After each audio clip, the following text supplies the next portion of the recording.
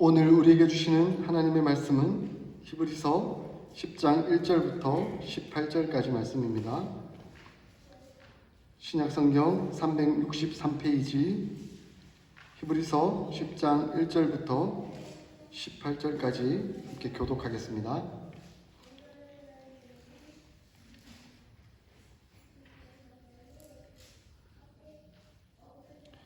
율법은 장차 올 좋은 일의 그림자일 뿐이요 참 형상이 아니므로 해마다 늘 드리는 같은 제사로는 나아오는 자들을 언제나 온전하게 할 수 없느니라.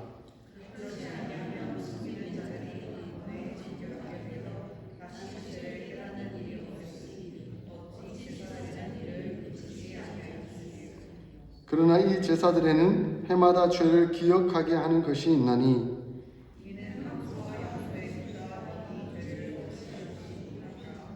그러므로 주께서 세상에 임하실 때에 이르시되 하나님이 제사와 예물을 원하지 아니하시고 오직 나를 위하여 한 몸을 예비하셨도다.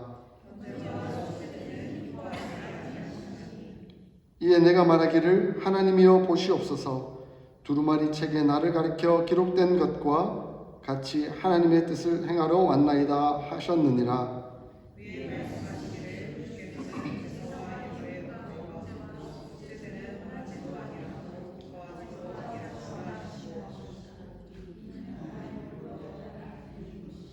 그 후에 말씀하시기를 보시옵소서 내가 하나님의 뜻을 행하러 왔나이다 하셨으니 그 첫째 것을 폐하심은 둘째 것을 세우려 하심이라.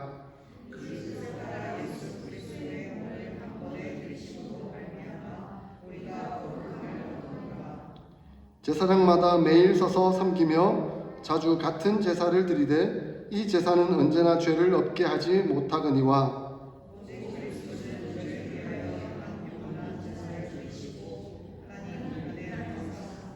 그 후에 자기 원수들을 자기 발등상이 되게 하실 때까지 기다리시나니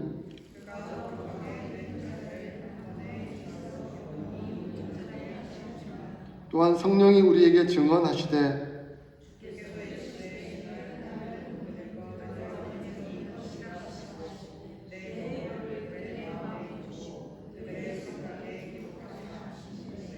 또 그들의 죄와 그들의 불법을 내가 다시 기억하지 아니하리라 하셨으니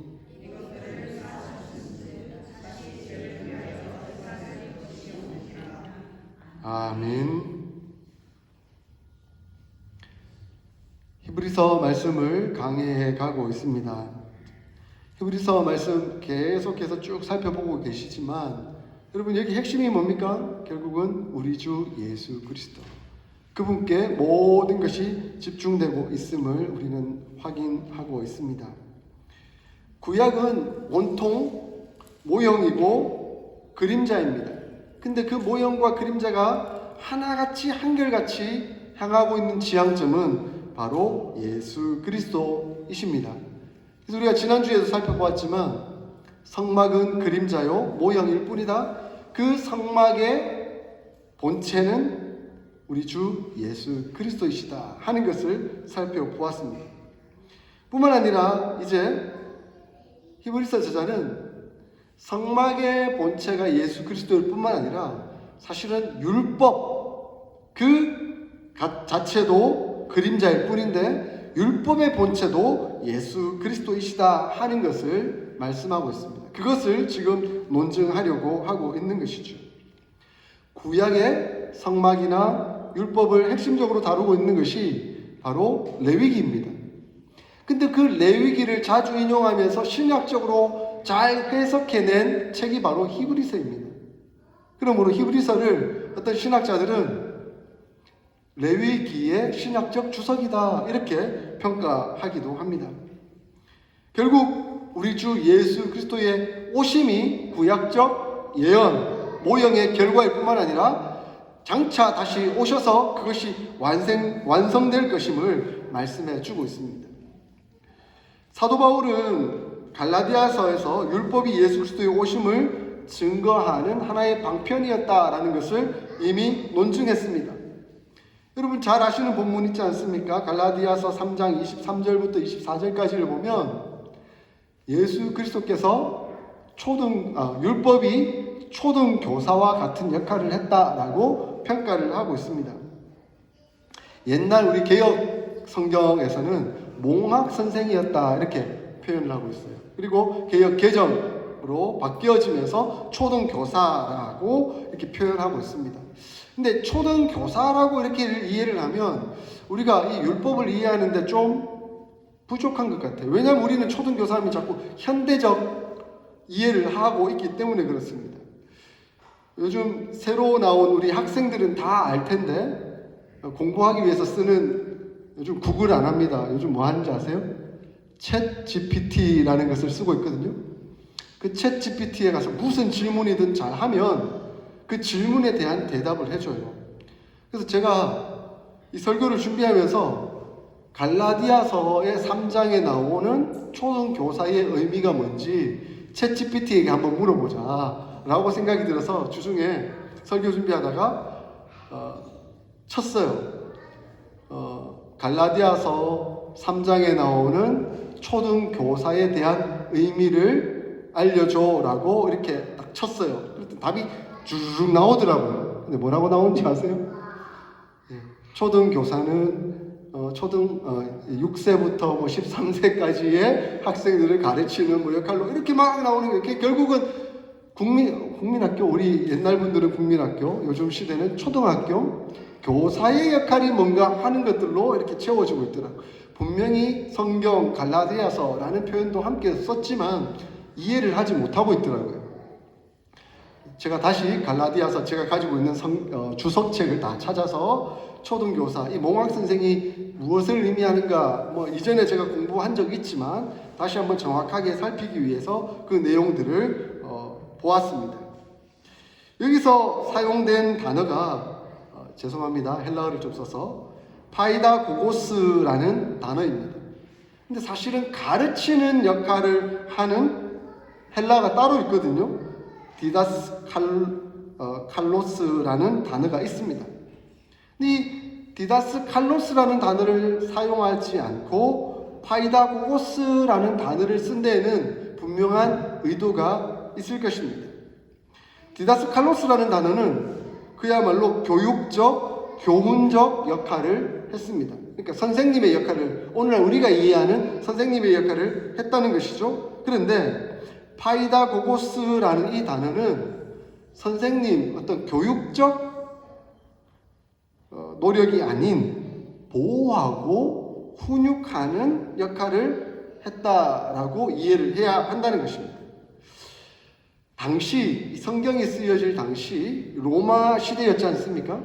그 로마 시대에 부모가 자식을 낳으면 그 자식을 종 중에, 노예 중에 똑똑한 한 사람을 보모로 삼아서 그 보모로 하여금 그 자기의 자녀를 기르도록 맡겼습니다. 그 사람이 바로 파이다고고스라는 단어에 해당되는 사람이라는 것이죠. 그러므로 율법이 어떤 역할을 했냐면 결국 태어나서 아주 어린 아이를 데려다가 그를 잘 보호하면서 훈육해 가면서 길러가는 역할을 한 것이 바로 초등교사, 몽학 선생의 역할이었다라는 것을 말씀해 주고 있습니다. 여러분 생각해 보세요.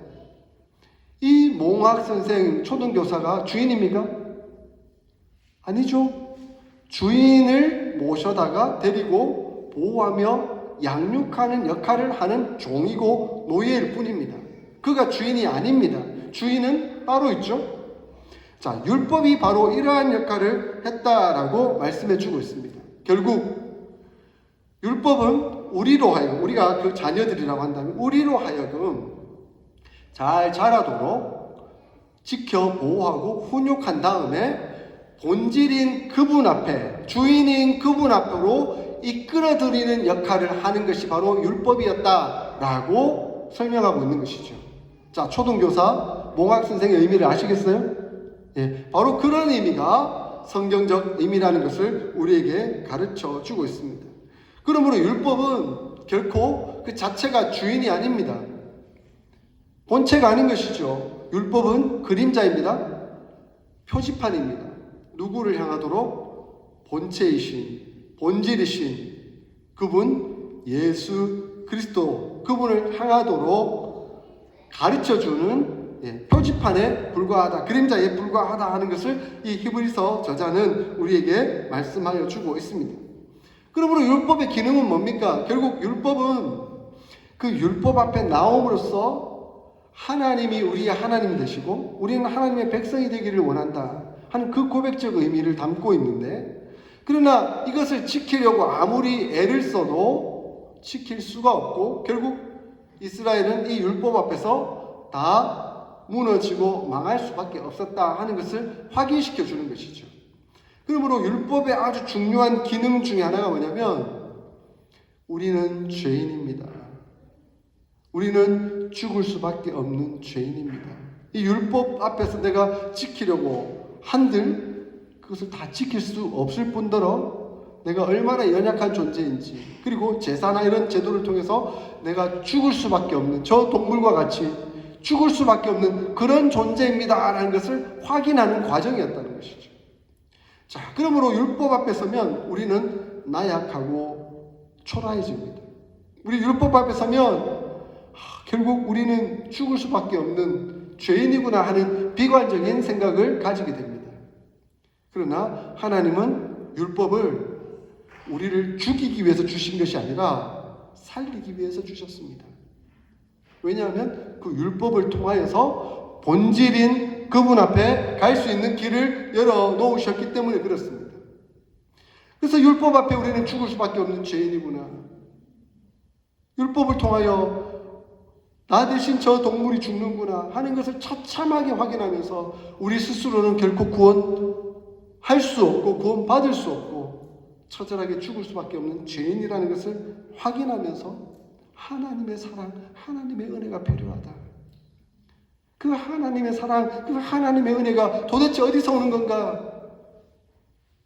그 하나님의 사랑, 하나님의 은혜는 하나님의 독생하신 아들 예수 그리스도를 통해서 오고 그분을 통해서만 우리가 유일하게 구원받을 수 있다는 것을 확인시켜주고 있는 것이죠. 그러므로 이 율법은 초등교사가 되어 몽학선생이 되어 우리로 하여금 예수 그리스도께로 이끌어가는 그림자요 표지판 역할을 하고 있는 것입니다. 백석대학교 신학대학원 원장이신 류호준 교수님의 책을 좀 봤는데, 이 교수님은 율법을 거울에 비유하고 계시더라고요.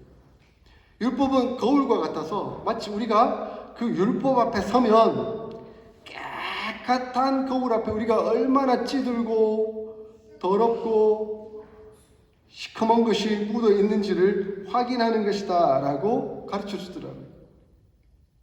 율법 앞에 서면 우리는 아까 제가 설명하였지만 한없이 나약하고 부족하며 죄인일 수밖에 없다는 것을 확인하지 않습니까? 결국 우리가 거지로 이렇게 처참한 인생을 살다가 죽을 수밖에 없구나. 이 거울을 보면서 내 신세, 내 모습, 내 지금 상황이 얼마나 처참하고 한탄스러운지 하는 것을 보도록 만든다는 것이죠.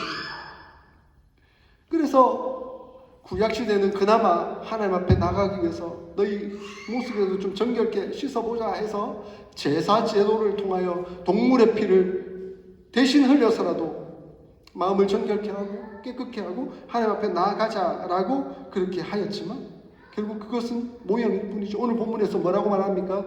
제사장이 서서 매년마다 계속해서 반복해서 그 일을 하고 있지만 그거는 그림자에 불과하고 모형에 불과하기 때문에 결국 우리의 죄를 완전히 깨끗하게 할 수는 없느니라. 이렇게 말씀하고 있지 않습니까? 그래서 사도 바울은 갈라디아서 2장 21절에 내가 하나님의 은혜를 패하지 아니하노니 만일 의롭게 되는 것이 율법으로 말미암음으로 된다고 한다면 그리스도의 죽음은 헛것이었다라고 말씀합니다. 그리스도의 죽음은 의미가 없는 것이 되고 마는 것이죠. 율법으로 우리가 의롭게 될 수 있었다고 한다면 방법이 없습니다. 그것으로는 될 수 없습니다. 그러므로 예수 그리스도께서 오셨고 그 예수 그리스도께서 우리를 위하여 십자가에 못 박혀 죽으심으로 말미암아 우리가 완전케 의롭게 새롭게 되었다는 것을 이 히브리서 저자는 말씀하여 주고 있습니다. 이제 그 율법이 그 주인의 아들을 열심히 훈육하고 보호하며 잘 길렀어요. 그러면 이제 그 아이가 컸어요. 장성했어요. 그러면 그 아이는 그 보모 밑에, 그 초등교사 밑에 그대로 있을까요? 아닙니다. 이제 성장했다면 더 이상 그 파이다 고곤 아래 머물러 있을 필요가 없습니다. 그는 그 몽학 선생으로부터, 초등교사로부터 벗어납니다. 그리고 주인, 본체, 그분께 소속되고 이제는 그분과 동행하며 자유롭게 능력껏 그 일들을 감당할 수 있게 되는 것이죠. 그래서 그 갈라디아서 23장 25절에 보니까 이 믿음이 임했기 때문에 우리는 더 이상 감독 후견 아래에 있지 아니하다, 몽학 선생 아래에 있지 아니하다라고 말씀하고 있습니다. 노예가 아무리 똑똑하고 아무리 능력이 있다 하더라도 노예는 노예입니다. 종은 종이죠. 그 종이 우리의 주인 노릇을 할 수는 없는 겁니다. 우리를 보살필 수는 있죠. 잠시 봐줄 수는 있죠. 그러나 결코 노예가, 종이 우리의 주인이 될 수는 없습니다. 만약에 우리가 율법 아래 거하며 그 율법에 매여서 살아가고 있다면 여전히 우리는 율법의 종이요, 종의 종이요, 노예가 되고 마는 것입니다. 근데 성경은 이렇게 말씀하시죠. 율법이 우리가 주인이 아니다. 우리의 주인은 따로 계시다. 우리의 주인은 누구십니까? 바로 우리의 아버지 되신 하나님. 그리고 그 아버지 되신 하나님의 독생하신 아들 예수 그리스도. 그분이 바로 우리의 주인 되신다. 그러므로 이 히브리서에서 강조하는 건 뭡니까? 하나님이 우리의 아버지 되시고 예수님이 우리의 큰 형님이 되시니 우리는 하나님의 온전한 가족이다. 우리는 온전한 가족이다. 그 안에서 풍성한 사랑과 풍성한 은혜와 풍성한 능력을 경험하며 살기를 원한다라고 가르쳐 주고 있습니다. 자, 이러한 역사, 이러한 축복, 이러한 능력을 베풀어 주시기 위해서 예수님께서 이 땅 가운데 오신 것이죠. 본체가 오신 것이죠. 근데 그 본체가 오셔서 하신 일이 무엇입니까? 그분이 하신 핵심적인 일이 무엇입니까? 그분은 이 땅에 오실 분이 아니었죠. 하나님 본체시잖아요. 그런데 인간의 몸을 입고 가장 연약한 모습으로 오셨다가 인간이 고안해낸 가장 처참한 방법에 의해서 죽으십니다. 십자가에 못 박혀 죽으셨죠. 가장 고통스러운 방법으로. 그런데 이것이 인간적으로는 그를 음해해서 죽인 거지만 하나님의 섭리와 역사 가운데 우리의 모든 죄를 용서하시고 우리를 새롭게 하시며 이제 더 이상 율법 아래 거하지 아니하며 하나님의 영광에 이르도록 하나님의 자녀가 되도록 복주시기 위해서 이러한 일이 이루어졌다 하는 것을 말씀하여 주고 있습니다. 그래서 오늘 본문은 핵심적으로 말합니다. 구약의 제사제도 그리고 제사장이 했던 역할들과 대조해서 우리 주 예수 그리스도 그분께서 하신 일이 무엇인가 하는 것을 말씀하여 주고 있습니다. 우리가 주목해야 될 단어들이 있죠. 12절에 보니까 한 영원한 제사다라고 표현하고 있고 14절에 한 번의 제사로 영원히 온전하게 하셨다라고 말씀하고 있고 18절에 사하셨은즉 다시 죄를 위하여 제사 드릴 것이 없느니라 라고 말씀합니다. 자, 우리 주 예수 그리스도께서 구약의 제사를 동일하게 자기의 제사로 드리셨는데 그 제사는 구약의 제사와는 완전 다르게 구약의 제사는 반복해서 드려야 했고 그러나 예수님께서 드린 그 제사는 한 번의 제사였고 영원한 제사였다라고 말씀하고 있습니다. 영원한 제사로 우리는 온전하게 되었고 다시는 죄를 위하여 그 제사를 드릴 것이 없다. 드릴 필요가 없다라고 말씀하고 있습니다. 그러면서 하나님 말씀을 우리에게 전하죠. 하나님은 더 이상 우리의 죄를 기억하지 아니하신다. 하나님은 예수 그리스도의 그 영원하고도 단 한 번의 제사로 말미암아 우리의 모든 죄를 다 사하셨으므로 우리의 죄를 더 이상 기억하지 아니하신다라고 말씀하고 있습니다. 이제 우리는 사실 죄인이었지만 의인이 되었습니다. 우리는 불결하고 더러웠지만 정결하게 되었습니다. 그러므로 우리는 담대히 하나님의 보좌 앞에 나아갈 수 있게 된 것입니다. 사실 구약시대에 하나님을 본다는 것, 하나님 앞에 나간다는 것, 죽음을 의미했지 않습니까? 화로다 나로 나여 망하게 되었도다. 선지자들이 하나님의 음성을 들었을 때 두렵고 떨림으로 나는 이제 죽었다 라고 고백했던 모습들이 그들의 모습이었지 않습니까? 그런데 오늘날 우리가 하나님의 은혜의 보좌 앞에 담대히 나아갈 수 있는 그 길을 열어놓으신 은혜이죠. 예수 그리스도의 보혈, 그 사랑, 은혜입니다. 그러므로 우리는 이제 모든 죄가 사함받고 주홍같이 붉은 죄가 양털같이 희어지게 되었습니다. 예수 그리스도의 은혜로 말미암아 그것이 다 이루어졌습니다. 그러므로 은혜의 보좌 앞에 담대히 나아갈 수 있게 되었기에 이제 더 이상 우리는 죽음을 두려워하지 않습니다. 한 번 죽는 것은 사람에게 정해진 것이요 이후에는 심판이 있으리니 라고 말씀하고 있지만 몰랐던 사람, 예수 그리스도를 인정하지 않는 사람들은 지금이야 뭐 젊고 건강하고 힘 있고 돈 있고 능력 있고 그렇지만 언젠가는 죽게 되어 있습니다. 죽는 것은 정해진 것입니다. 그러나 그 이후에 심판이 있습니다. 심판을 생각하지 않고 있겠죠. 그러나 죽음 맞이했을 때 심판이 왔을 때는 이미 늦었습니다. 하나님의 사랑, 하나님의 은혜, 하나님의 베풀어 주신 예수 그리스도의 그 보혈을 덧입지 않았기에 그 심판은 무거운 죄로, 무거운 벌로 오게 될 것입니다. 그러나 우리는 예수 그리스도의 보혈로 영원하고도 단 한 번의 제사, 그것으로 깨끗하여졌고 정결하여졌기에 우리는 두려워하지 않습니다. 심판을 통과하여 우리 주 예수 그리스도와 함께 동행하며 은혜의 완전한 은혜의 삶을 살아가게 될 것입니다. 세상 사람들은 끊임없이 이 율법적 사고방식을 가지고 살아가요. 물론 율법을 통하여 우리가 하나님 앞에서 얼마나 연약한 죄인인가 하는 것을 확인하도록 하는 과정이었던 것이죠. 그런데 세상 사람들은 이 율법을 자기 방식으로 사용하게 됩니다. 그것은 마치 어떤 종교나 어떤 세상의 철학이나 세상에 나오는 어떤 사상이나 이 모든 것들이 다 맞물려 있는 것 같아요.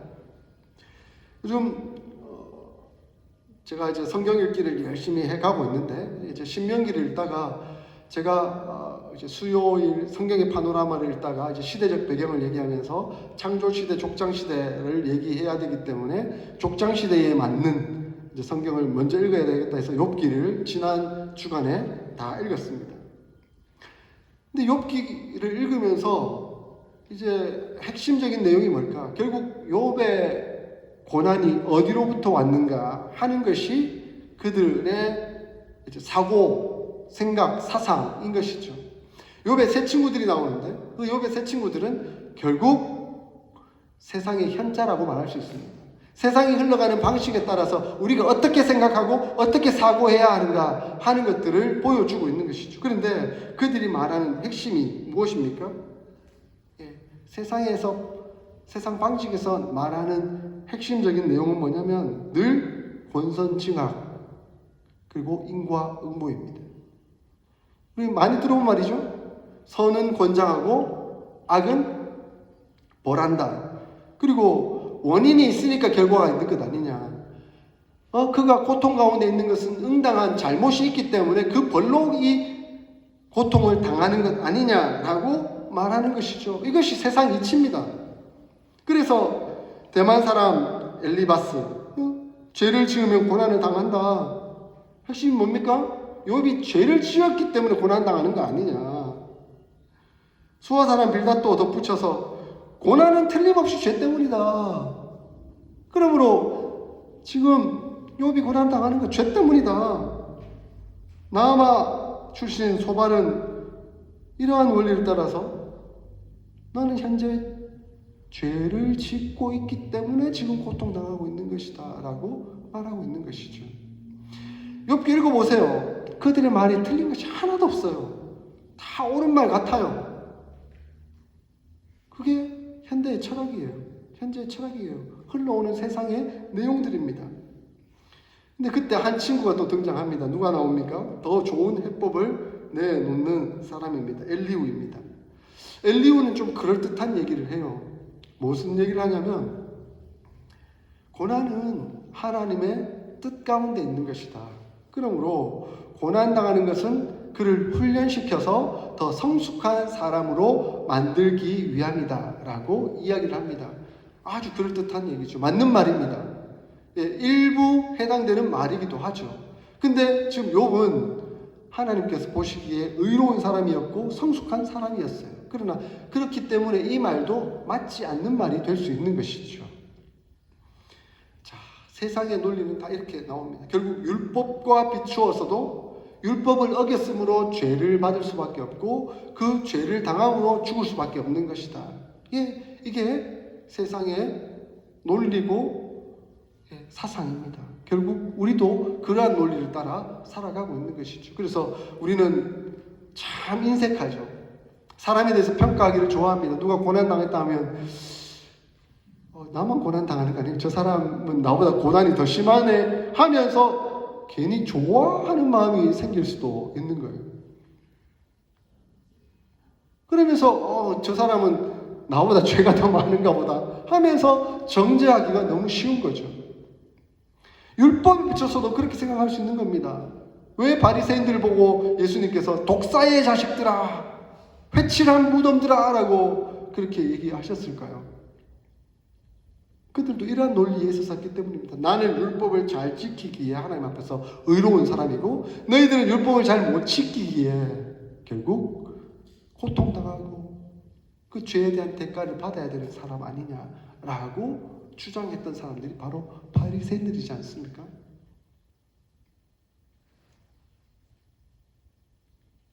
물론 이러한 원리가 아주 틀린 말은 아닙니다.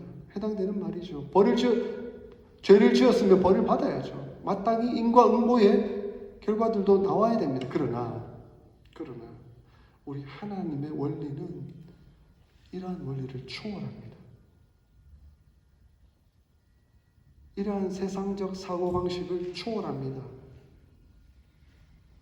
우리 하나님의 원리는 은혜의 원리입니다. 사랑의 원리입니다. 만약에 이 은혜의 원리, 사랑의 원리가 있지 아니했다라고 한다면, 예수 그리스도의 은혜, 예수 그리스도의 사랑이 있지 아니했다고 한다면 결국 우리는 인과응보, 권선징악에 따라 죽을 수밖에 없고 그에 합당한 심판을 받을 수밖에 없는 사람들인 것이죠. 은혜의 원리는 하나님을 만나는 것입니다. 할렐루야.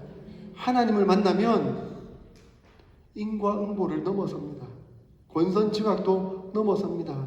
그리고 이런 판단의 근거가 달라집니다. 혹시 내게 죄를 범하거나 잘못을 했다 하더라도 권선징악에 따라서 인과응보에 따라서 당신도 마땅히 그 고난을 당해야 돼. 이에는 이, 눈에는 눈. 그렇게 고난을 당해야 돼. 이렇게 말하지 않습니다. 내가 하나님께로부터 예수 그리스도께로부터 더 큰 은혜를 받았기에 저도 은혜를 베풀며 살기를 원합니다. 사랑을 나누며 살기를 원합니다. 하는 태도로 바뀌게 되는 것이죠. 그게 은혜의 원리고 사랑의 원리입니다. 그래서 욥이 나중에 회복하잖아요. 하나님 차라리 나를 죽여주세요.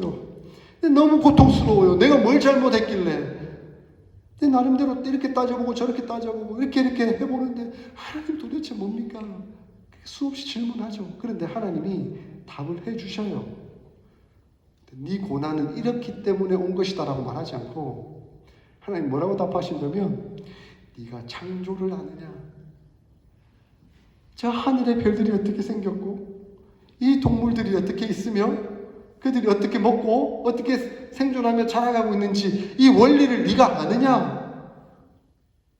이 세상의 광대함, 이 광대함 속에서 우리 하나님이 어떻게 주관해 가고 계시는지 그것을 네가 아느냐? 하나님 되묻고 계세요. 그러면서 하나님의 광대하심, 하나님의 능력, 하나님의 은혜를 이 욥이 체험을 하죠. 고난에 대한 답은 없는데 하나님을 체험하고 나니까 답을 찾아버렸어요. 욥이. 우리도 답 사실은 몰라요. 욥이 다 찾은 답이 뭔지. 근데 욥은 이렇게 고백합니다. 내가 죽게 대하여 귀로 듣기만 하였사오나 이제는 눈으로 주를 배움나이다. 하나님을 내가 배웠습니다. 하나님의 은혜를 체험했습니다. 하나님의 능력을 경험했습니다. 그러니까 모든 것이 다 해결되었습니다. 모든 답을 다 찾았습니다. 그렇게 고백하고 있는 것입니다. 지저스 올이라는 말이 있죠. 예수님이 있으면 세상의 모든 것을 가진 것입니다. 그러나 예수님이 없으면 세상의 모든 것을 가졌다 하더라도 아무것도 가지지 않은 것과 같습니다. 바로 그러한 의미를 말씀하고 있는 것 아니겠습니까? 사도 바울은 로마서 13장 10절에 사랑은 이웃에게 악을 행하지 아니하나니 그러므로 사랑은 율법의 완성이니라 라고 말씀하고 있습니다. 예수 그리스도의 십자가 사랑이지 않습니까? 그 사랑이 율법의 완성입니다. 우리가 율법을 행할 수는 없죠. 다 따를 수는 없죠. 이미 폐지한 율법들도 많죠. 그러나 우리가 사랑을 행하면 율법이 완성되는 것입니다. 하나님은 그러한 은혜, 그러한 능력을 우리에게 베풀어 주셨습니다. 그러므로 우리가 율법을 생각하면 결국 율법이 향하는 본체 예수 그리스도를 바라보게 하십니다. 그러면 우리가 바라보아야 할 분은 누구이십니까? 바로 예수 그리스도이십니다. 그리고 그 예수 그리스도께서 율법의 완성으로 십자가에 못 박혀 죽으심으로 하나님의 사랑을 우리에게 보여주셨습니다. 사랑하는 성도 여러분, 율법을 행하십시오. 율법을 완성하십시오. 이 말씀의 핵심은 예수 그리스도를 바라보고 예수 그리스도 그분과 동행하며 사랑을 실천하십시오 하는 이러한 의미입니다. 우리 교회 이름이 뭡니까? 사랑의 교회이지 않습니까? 우리 어스틴 사랑의 교회. 우리 어스틴에서 사랑이 제일 많은 교회, 사랑이 제일 흘러넘치는 교회. 이름만 그렇습니까? 예, 우리가 정말 사랑이 흘러넘치는 그런 교회, 예수 그리스도의 십자가의 사랑을 보여주는 그러한 교회, 우리 개개인이 다 될 수 있기를 주의 이름으로 축원드립니다. 아멘.